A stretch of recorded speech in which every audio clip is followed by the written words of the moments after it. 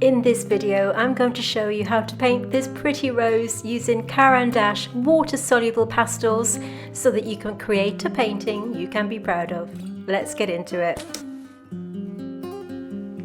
Okay, so first of all, what are they? They're very similar to Inktense, and we'll talk about those later. So if you're used to using Inktense pencils, but they can be built up in a similar way to watercolour application.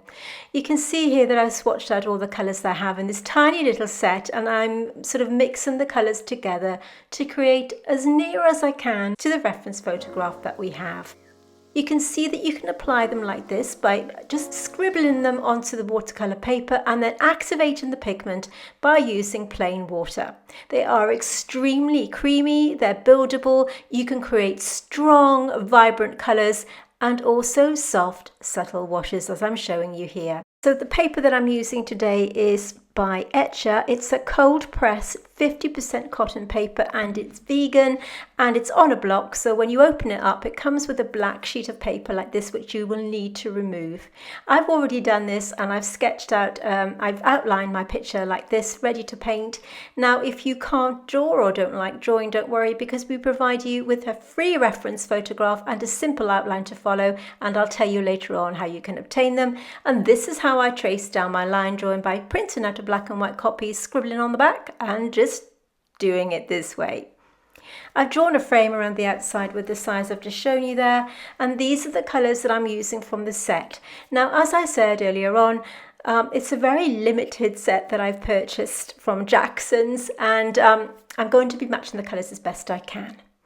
The brushes that I'm going to be using are from this beautiful set from Etchr. They are synthetic round brushes, and I'm probably going to be using a size 1, 3 and 6 along with my Rosemary Co flat synthetic brush for blending. And all of the materials that I'm going to be using I will list in the description box underneath this video, as well as this little palette here from Etchr, which is ceramic and it doesn't stain. We have a clean gloss of water, some kitchen paper.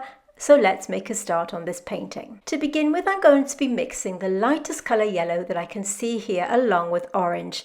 Now you can use these pastels in many different ways, and you can see here that I've sort of scribbled them out on my watercolour paper here. They are extremely easy to use. They're very, very creamy and such a joy to apply onto the watercolour paper. It's very similar to applying watercolour in that we're working from light to dark. So if you're not used to watercolour and the process that's involved, there is very often that ugly duckling stage where it might not look quite right. So I highly recommend that you watch this video right the way to the end so that you can see that process unfold and see the painting come to life. I'm applying the pigments wet on dry, which means that I'm picking up the pigment from my swatches that I've done on the paper and just using it in the way that I would use watercolour. If you struggle with watercolour, then maybe you would get on better with something like this, because the application is super easy and such a joy to use. You can see me here just dropping in the orange colour, which is more like a kind of Indian yellow if you're used to watercolour. And of course, don't worry if you haven't got these, you can still do the tutorial by using watercolour paints. The colour that I'm dropping in here is called Violet, and it just gives it that kind of natural looking edge, which is why I'm applying that colour there, you can see. Using my number 6 brush to apply these colours, and I'm just randomly applying the pigments where I feel they are needed. I want to get my first wash in place so that I know roughly where I'm going with each colour to build it up later on as we progress through the tutorial. These colours here are purple and vermilion, although I have to say the purple is probably more like a magenta colour. It's very, very pinky. And just applying this to this petal here. As I said at the start of this tutorial, because I've got a limited set of pastels here, I'm not going to be able to match the colours exactly to the photograph, but I think the important thing is getting the tonal variations in and making it look pretty and a pretty good painting. You can see the colours that I'm picking up here from the swatches that I've done on my watercolour paper. Just picking them up in a sort of similar way to the way that I would use a watercolour pan. The difference being that they are much easier to use and they are very, very buildable.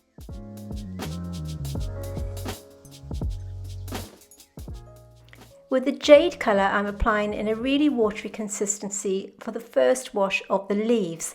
They have a very kind of bluey green tone underneath, and there's a very strong highlight here and there, and I want to retain that highlight, and I felt that this colour was absolutely perfect for our first base wash.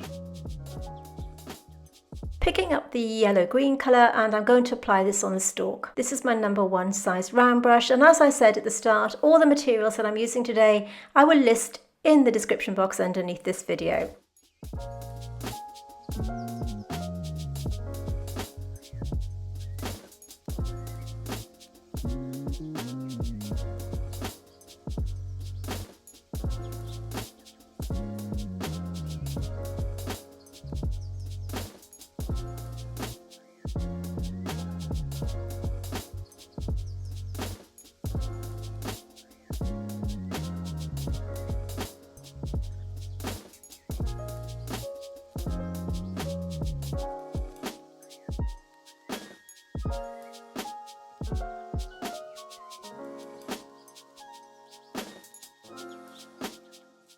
And you can see me applying the pastel straight onto the watercolour paper here and activating it in the same way by using plain water. You can see that I'm blending my pigments together by cleaning my brush and my puddle of water on my palette, patting it dry on the kitchen paper and then just blending it through, and I'll repeat that process throughout this tutorial, that's the way I blend my paint. Back to the violet and adding it in a really diluted form here and there. Now, at the start of this video, I mentioned that we provide you with a free reference photograph so that you can trace down your drawings, and there are a couple of ways that you can obtain them. Let's take a look. We have a couple of ways that you can access our free reference photographs and line drawings. We have our very own private Facebook group, and as a member you can access all of them here. There is another way, and I'll tell you about that in a moment. And in case you're not a Facebook fan, and I know it's not for everybody, I just want to reassure you that our group is really friendly, really helpful and informative, and you can also post up your finished paintings and have feedback from me and our other group members. You can see here some of the completed works in the student gallery. Having positive feedback from your paintings is a great way to learn and a really amazing confidence booster. If this is something that interests you, I'll put a link to the Facebook group in the description underneath this video. But if Facebook really isn't for you, then don't worry, because I'll put a screenshot of the line drawing and the reference photograph right at the end of this video, so be sure to stay right until the end and you can print it off that way.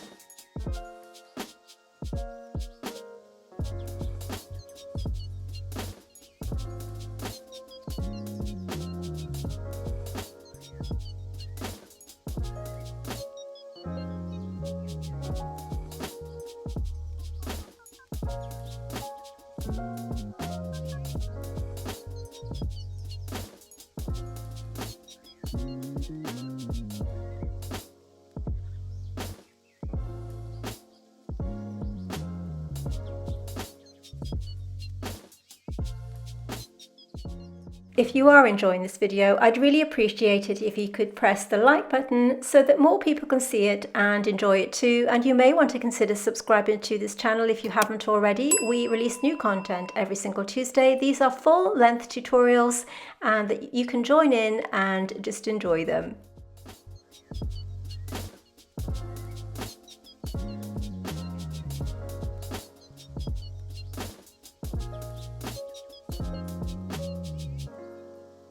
You can see how I'm just building up the colours, but making sure that I leave out the very pale wash that I did at the start.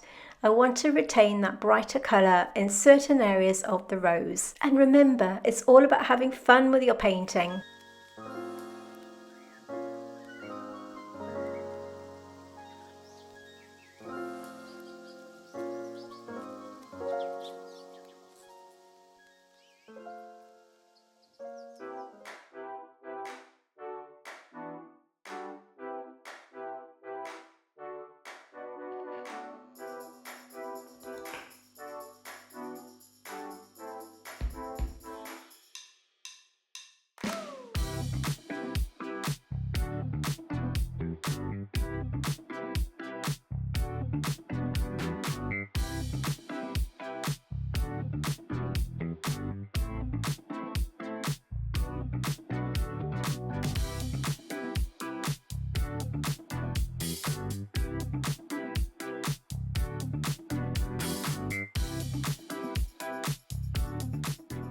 All of our tutorials here on YouTube are full length and they are suitable for everybody to join in, no matter what your level, even if you've never painted before, because we show you how to paint using our Learn to Paint as you paint approach. But if watercolour painting is your thing and you really want to level up on your botanical painting, then we have a Patreon where we paint everything in greater detail, and you won't find our tutorials on Patreon here on YouTube. So let's just take a closer look.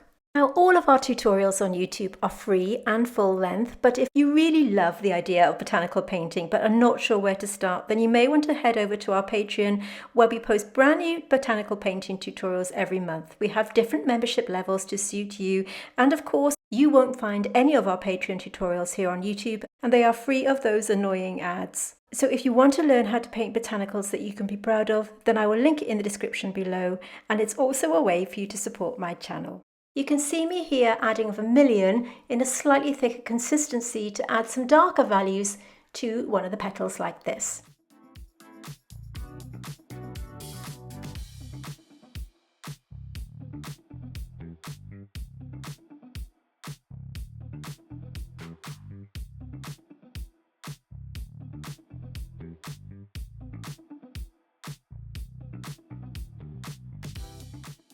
Add in a watery mix of vermilion and purple.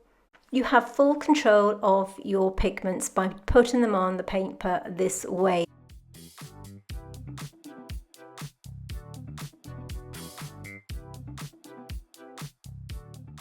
It means that you can gradually apply your pigment this way without it going muddy or messy.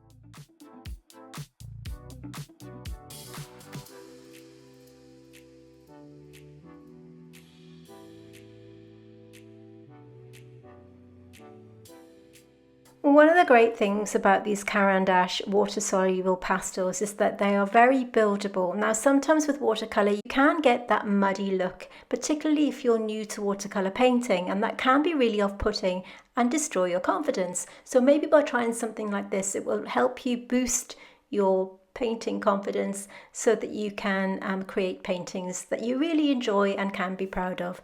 So if you haven't tried them, do give them a go, and I will link them in the description box underneath this video. I'm using my flat synthetic number 2 brush. This is from Rosemary Co, and it's really great for blending and lifting out any errors. So the colours I have mixed here are jade and yellow green, and you can see I've also added a little bit of violet just to darken up that value. Applying this straight onto the small leaf that you can see here, trying to retain that little highlight that I can see on the leaf in the photograph. Straight onto the watercolour paper and just applying it right down to that middle vein like this. Using the tip of my brush, I'm outlining the other side of the vein, so this is negative painting, and once again picking up more pigment to get my darker value. You can see that by working on small areas at a time, it makes the process super easy, and I can just dip in and out of the colours that I have on my palette, knowing that I'm picking the correct colour. It can be very difficult when you're working with watercolour to see the colour that you have in your pan, but if you swatch out your colours this way, you can absolutely be certain that you're picking up the right colour. Using the tip of my brush to push that pigment up against the petal, but making sure that I stay out of that lighter area.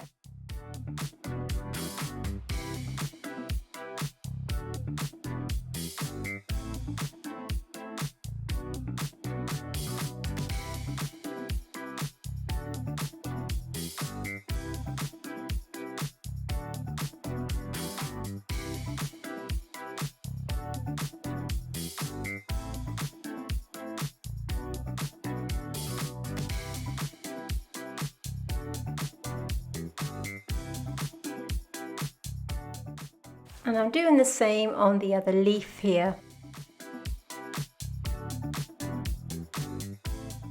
It is really important that you make sure that each layer is completely dry before applying the next, otherwise your colours will merge together and become sticky. So make sure that everything is super dry before you add any further pigments.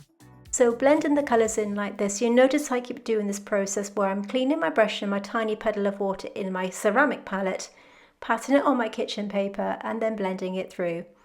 Once again, negatively painting the central vein in with my number 1 brush, just gently patting the brush to get around that middle area, and then taking the same colour, which is the mixture of violet, jade and yellow green, around the outside like this. Once again, keeping out of that brighter highlight.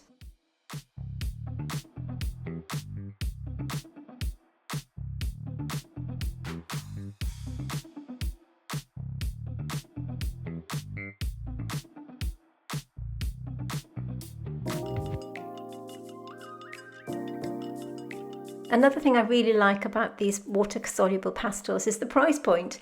They're super inexpensive and they are light fast, and they can be applied not only to watercolour paper but a lot of different surfaces. They are vegan, they can be applied wet on wet, wet on dry. You can use them on paper, wood, glass, leather, anything like that. So they're super versatile, inexpensive and very easy to use. I absolutely love them.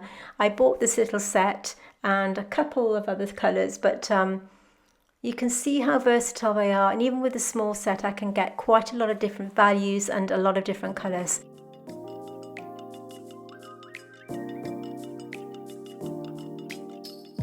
Once again, applying the colours straight onto this is orange,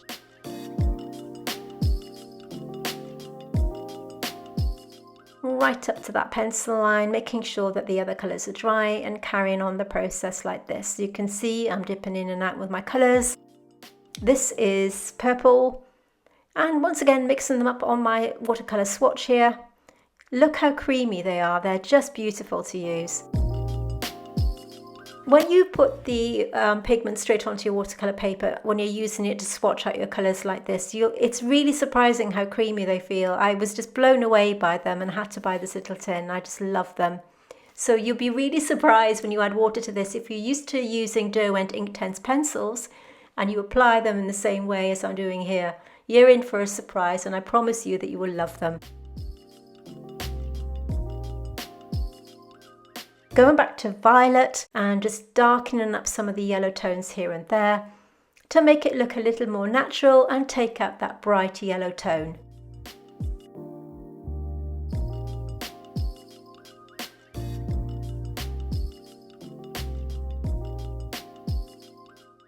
I'm just adding each little layer in turn and blending it through in the same way as before.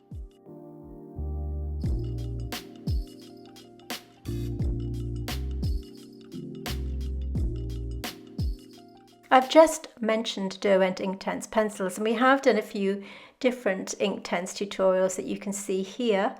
And if that's something that interests you, I'll link a few videos in the description box underneath this video so that you can take a look. I'll also put a playlist at the end of this tutorial so that you can click through and take a look at some of the other tutorials that we've done here on YouTube, and they're all completely free.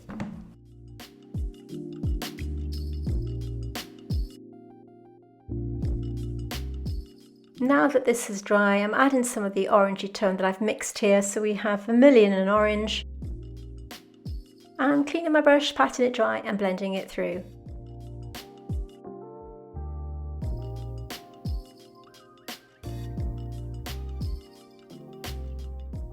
So we are about halfway through this tutorial, but the rest of the process is exactly the same.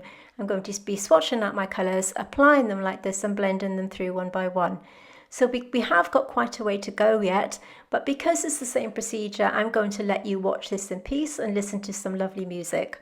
Remember to stay right until the end of this video, because I'm going to be putting up the line drawing and the simple reference photograph so that you can pause the video and print it out and you can join in with this tutorial and of course see how this final painting will look. Thank you very much for watching, and remember to hit that subscribe button and the bell notification so that you don't miss any new content coming out every single Tuesday.